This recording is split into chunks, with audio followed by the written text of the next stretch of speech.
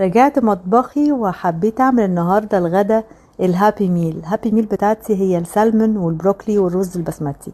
قطعت السلمون لشرايح كده كلهم قد بعض، وبعد كده حطيت في الطاسه شويه زيت زيتون مكعب زبده، وهبتدي اشوح السلمون من كل ناحيه. هياخد لون، هرشله شويه ملح وفلفل بس يبتدي يخش في السوا من الناحيه دي، هقلبه على الناحيه التانية. بصوا القشره بتتشال ازاي، ده معناه ان السلمون فريش جدا. ياخد لون وبعد كده هديله بش ليمون، وهقلبه برضو على الجنب التاني علشان عايزاه يبقى كريسبي.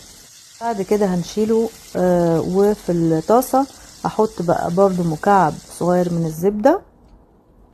اول ما تسيح هنزل التوم المفروم، تقريبا فصين توم، معلقة من الماستر ديجون او المستردة العادية، وكمان بش ليمون، عصير ليمون، وهنزل بالكريمة.